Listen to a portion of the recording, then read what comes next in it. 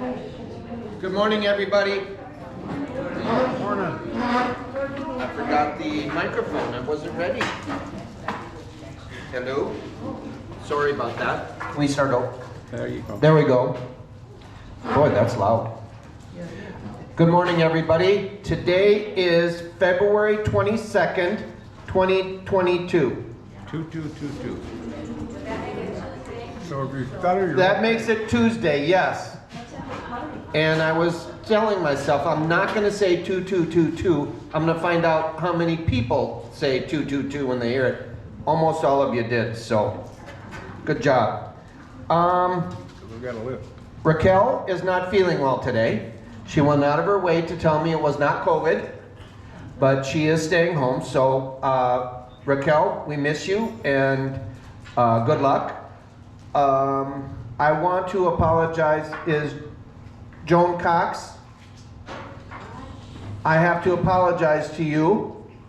Last week she came up to me and said, Jeff, we would really, really, really like one of your jokes. I don't have one today. I will have one next week, I promise. Been locked up too long. So that will explain the low attendance for next week, right?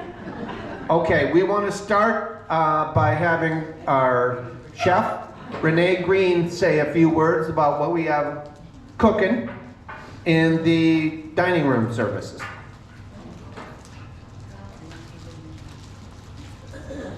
Good morning, everybody. I'm not good at this speaking. You can take your mask off. I'm not good at this speaking in front of crowds, so please bear with me. Okay. I'm not good at speaking in front of people, so please bear with me, everyone. We're trying to get some stuff did in the Rose Room. We're trying to open it up March 1st, which would be a buffet, our first buffet, and we're going to see how that works out. And if it works out good, we're going to try more buffets and more items, but we're going to do it slow this Tuesday, March 1st. And a couple of people came up to ask me about the oxtail stew. A couple of people came up to me and asked me about the oxtail stew. It's a beef stew. If any of you can see my phone, look, it's like a beef stew, but it's oxtails. I don't know if any of you had it. It's something like a southern meal. I'm trying to try new things on the menu. I know everybody get tired of the same thing over and over, and I try to not have everything and try to take something off one month and add it back the next month. And I'm trying a lot of new things, like I said, and that buffet is March 1st in the Rose Room, which would pertain of cucumber salad, baked lemon chicken thighs, roasted Yukon potatoes, mixed vegetables, and cherry pie. And you know what a buffet is, it's all you can eat. But if some of you want delivery, we can have it delivered also to your apartments. And we would like everyone to sign up for the buffet so we know how many that we will be expecting for that day. We're working on getting new staff, and it's going okay. So hopefully we're gonna start the soft openings back on Tuesdays, have it open every Tuesday, and then we're gonna shoot for Thursdays as we get more help, and then we can start back having it open Monday through Thursday. I know there was a lot of you guys is look forward to having the Rose Room open, coming out your apartments, coming down and chit chat with your neighbors and sit and have a nice dinner, you know. So hopefully we are going to try that again. We working on getting it open every Tuesday again. Then we're gonna work on Thursdays, and then we're gonna go for the whole week. So do anyone have any questions? Anybody want to say anything or have any questions for me? No questions. All right, well, thanks everybody. Let me participate in your coffee chat and enjoy your day. Thank you. Beautiful. Thank you for the chocolate-covered Rice Krispie bars, too. You're welcome. Anytime. How many of you watched The Frugal Gourmet? Remember that cooking show? Jeff Smith? Excellent show. He made oxtail stew. It's wonderful. I've made it myself, not as well as Renee's gonna make it, but it's very, very, very good. Give it a shot. What is it? It's beef tail. We got no. Yep. And the meat around the bone is super, super tender. It doesn't get a lot of use. It's not muscly. It's very, very, very good. It's similar to a short rib or even a chuck roast, but better.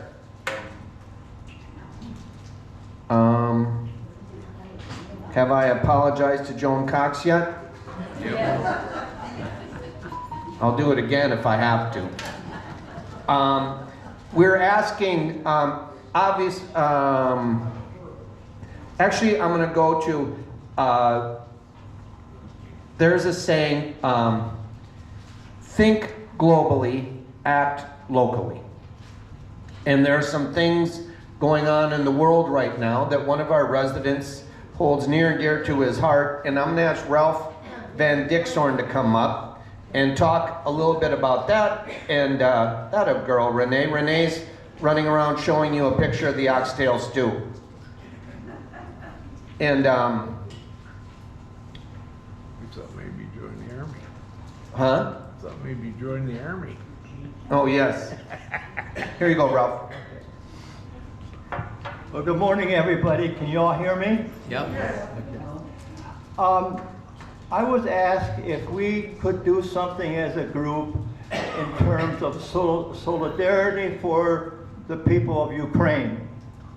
I was asked to do this because I spent a year, almost a year, it was 9 months actually, on an ag mission to Ukraine in 1958-59. We were actually stationed in the city of Kiev, which is the capital of the country of Ukraine. 1958 to 59. That was about 6 or 7 years after the Iron Curtain fell. 1952 was when, and the Berlin Wall fell, 1952, when suddenly Russia realized that they were so far behind the West that they needed to do something about it. And what they did is all the republics were asked to vote whether they want to stay with Russia or not. And that was the fall of communism in a peaceful way. It was unbelievable that that ever happened. 1952. Ukraine at that time had always been part of Russia. But when they looked in 1952 to Russia, Russia could not offer them very much. The centralized farms were in disarray. There were no parts available. There were junkyards where tractors were strewn along these big collective farms, and they were being ravaged for parts to try to keep as many tractors available as possible. So it was a very interesting visit that we had, mostly in the western part of Ukraine. That's the part from the Dnieper River, which runs right through the capital of Ukraine, which is Kiev, to the east. Part of Ukraine was part of Poland after First World War. I will talk a little bit about this tonight. We want to have a solidarity meeting. Maybe we'll ask for some people to express themselves. Maybe we'll have a prayer or two. We want to indicate what can we do as a group here to see. You have never, probably many of you have never experienced a major war, and we're going to do that now. A major war is going to break out in Eastern Europe. And we don't know what the consequences will be. But if we do know that the people of Ukraine and the people of Russia we will suffer unimaginable suffering and death in the next year or more. So what can we do? I want to light a candle for Ukraine. I want us to gather together tonight at 7 p.m. in the Marion Hall, and I will talk a little bit about Ukraine, and then we're going to talk a little bit about what we as a group can do. If we believe in an Almighty, we want you to pray. If you don't, we want you to light a candle. But we'll talk about that tonight. We want to invite everybody, regardless of your beliefs, about this terrible, terrible war that's going to be breaking out in eastern Ukraine. And to our Jewish friends, I would like to say that Russia and Ukraine have had a very bad anti-Semitic streak for many, many years. I hope you can put that behind you and also think about how you can also support the people of Ukraine and Russia. Thank you very much.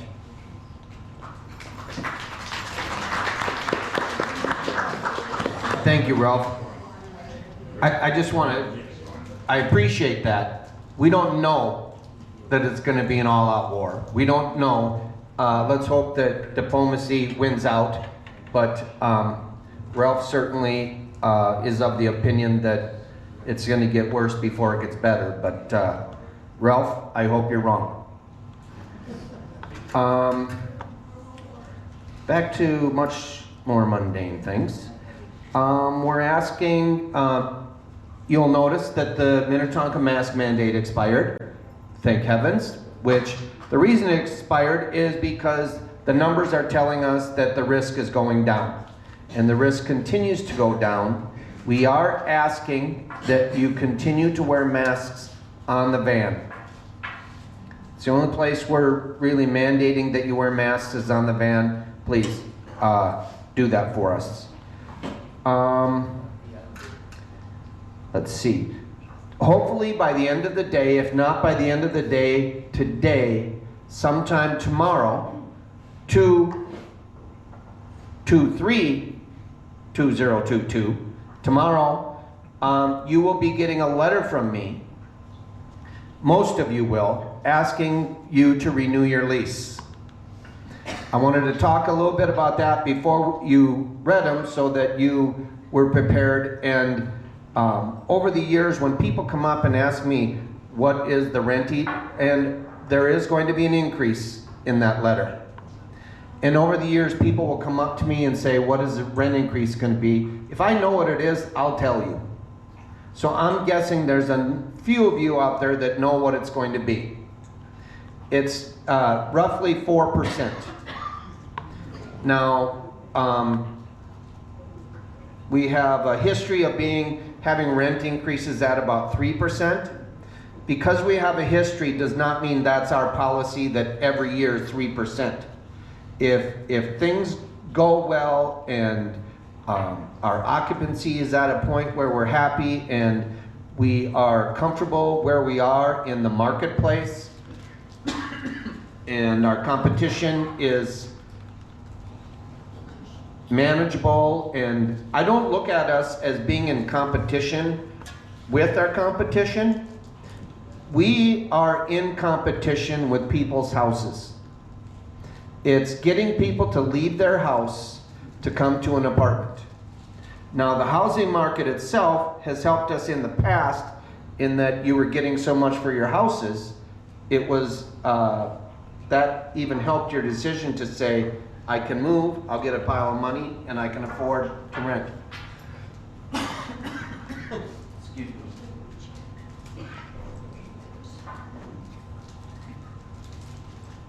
Anyway, I'm going to talk a little bit about, depending on when you moved into Ridgepoint, those of you that have lived here more than 2 or 3 years, you're going to get about a 4% increase.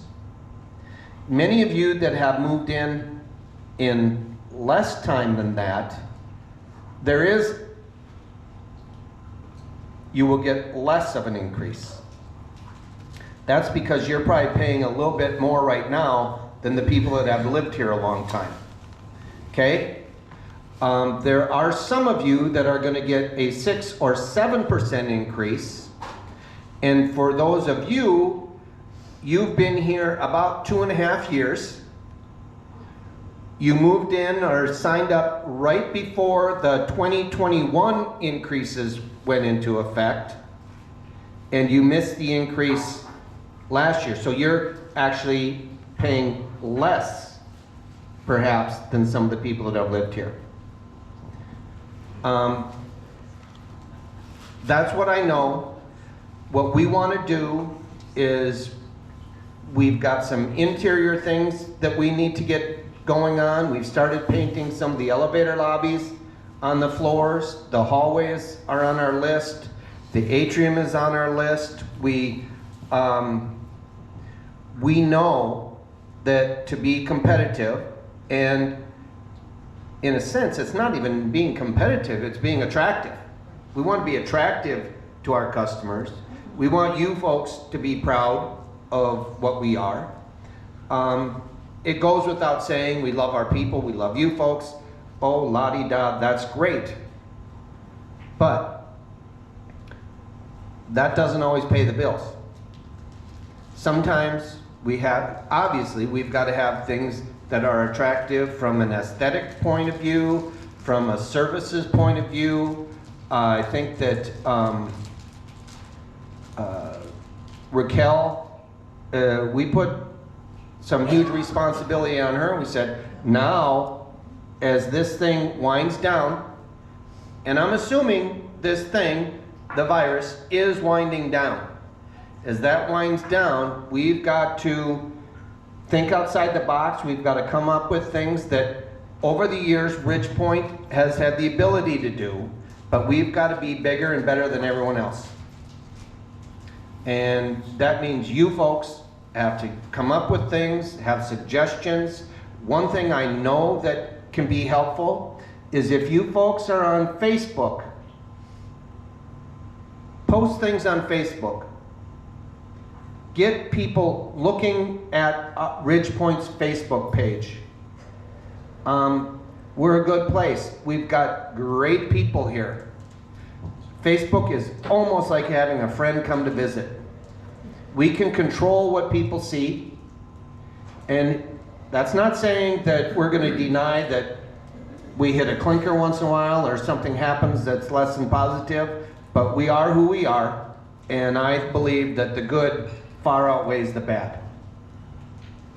Having said that, does anyone have any questions? Ann? I don't have a question, I have a comment. Hold on, Ann, one moment. Okay. After having left here for 1 year because my husband was ill and going to assisted living, I gotta tell you, this is the best bargain in town. You know, you don't know how good it is, and then you leave and you find out how bad it can be and expensive. I mean, this place is a real bargain.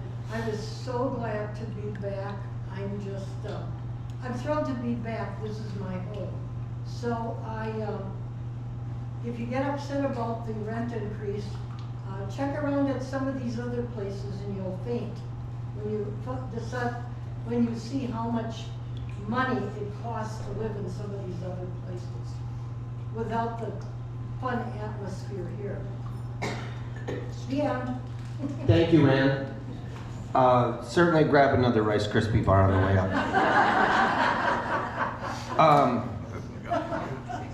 Just as an aside, we've had some of the people that are watching Coffee Chats on TV saying they have a hard time hearing the questions from the audience.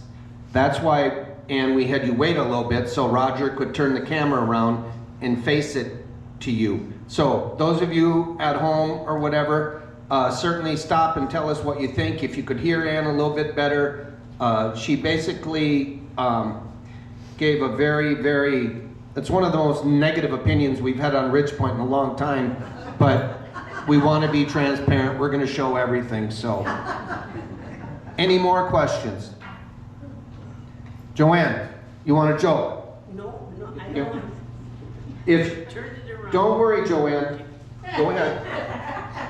I would like to know the dress code of this Ridge Point, because when people are brought in to show apartments in that, they see people in, I consider them pajamas and slippers. Yeah. Dress code? We don't have a dress code. We cannot legislate morality. We cannot force people to take showers or baths.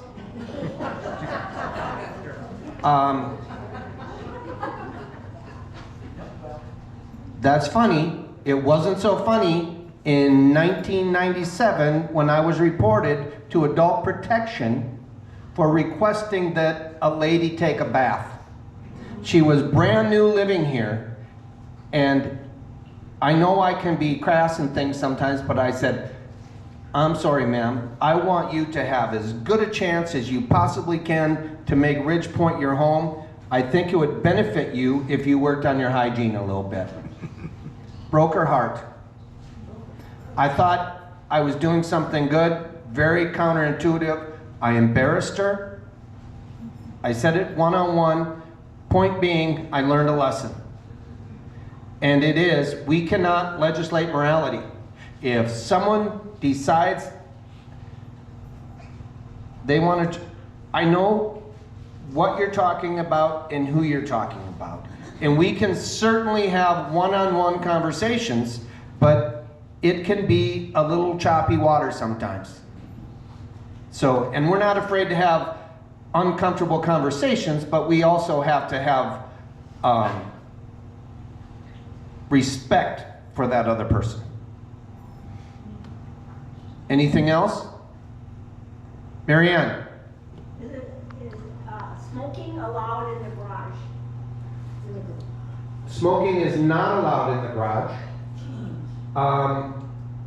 We need to catch people smoking in the garage, and when we do, we can certainly address it and take care of it at that point. I must say, I would much rather have people smoking in the garage, even though it's not right, than in their apartments. We haven't had any complaints recently of anyone smoking in their apartments.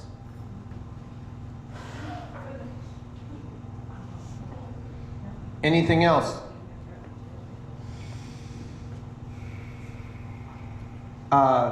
Norma? Well, I'd like to thank you very much for putting in the report, or not, communicator, that we're going to get an ice machine. That was one of my suggestions. I don't quite understand what the bagging of ice is, but, because I thought we were just gonna have an ice machine to put ice in our cup for drinks down here. But at any rate, when is it coming? There was a request for people to be able to get ice for their apartments because of the ice machines. We are going to bag the ice in the kitchen and put it in Marion Hall and the West Library for people to take. What did I say? No, I didn't. I said the West Party Room. It's on film, ladies. All right, I said West Library. I'm sorry, we don't have a freezer in the library. Okay? Joy Gordon, don't go looking in the library for a freezer. Okay, so, A, we need a bigger ice machine in the kitchen, but we can start bagging ice. I'll talk to Renee here today. I haven't done that yet. I don't even know if we have the bags, but, okay. Sandy? We wouldn't charge for it, but we could put some of those bags in the store. We have a freezer space that's just empty. Absolutely. Thank you. What was the question? It was a comment. Instead of we can put ice in the store. If people want to grab ice. And don't worry, we're not monitoring your ice usage and extrapolating out how many cocktails you're drinking a day. We would never do that. Anything else? Birthdays? Oh, Joy Gordon. Were you going to address the garage issue? Oh, thank you. Thank you. The west garage door has been causing problems.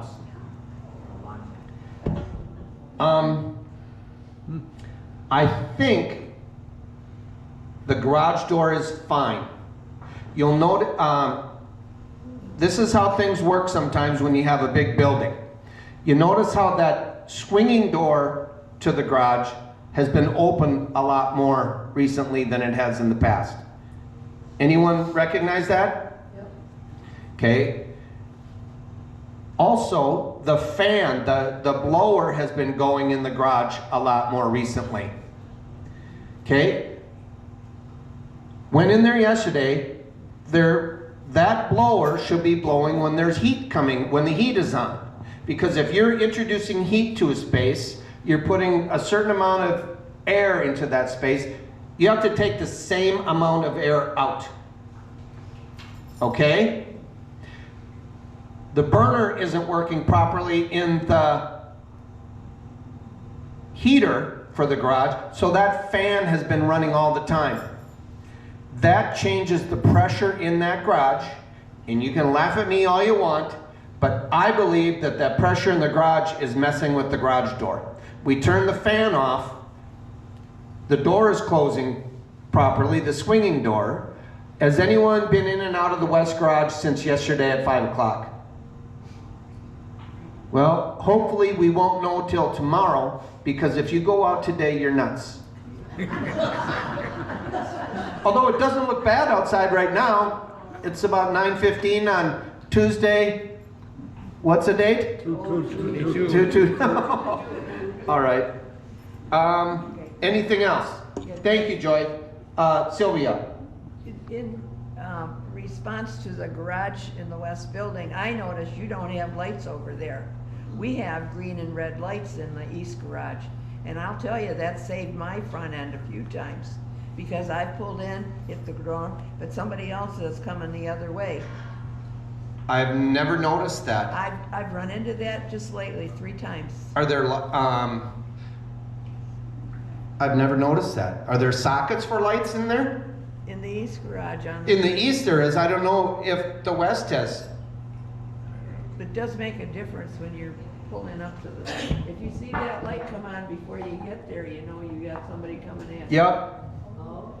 It's like a traffic light on the motor of the garage, and if you see red, that means it's either closing or closed. Now, we don't need a red light to know that the door is closed, right? No, but you know it's gonna close. Yes. Although we did have someone drive through the garage door not long ago. Yes.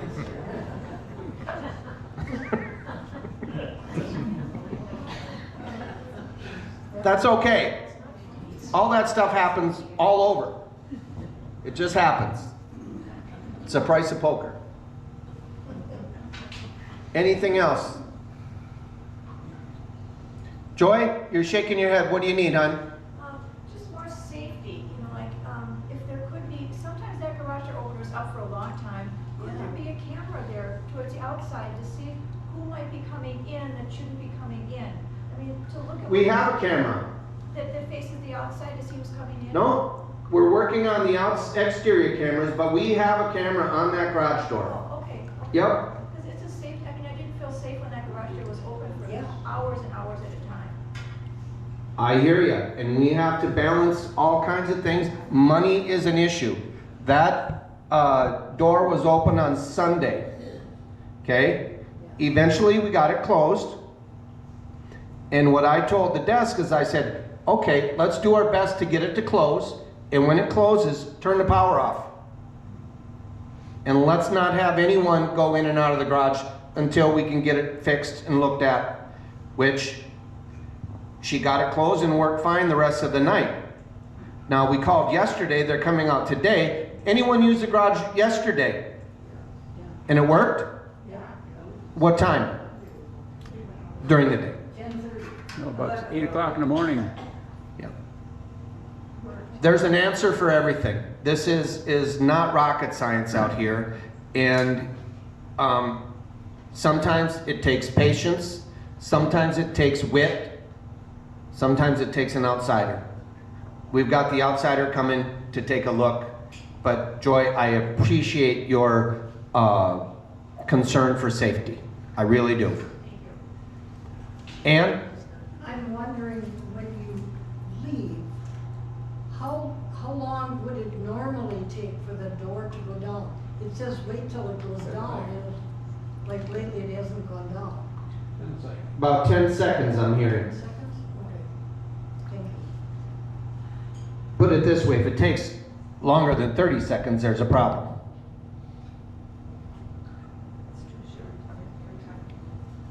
One thing that can help, I know, in speaking of garages, most of you have the opener that you can program in your car, right?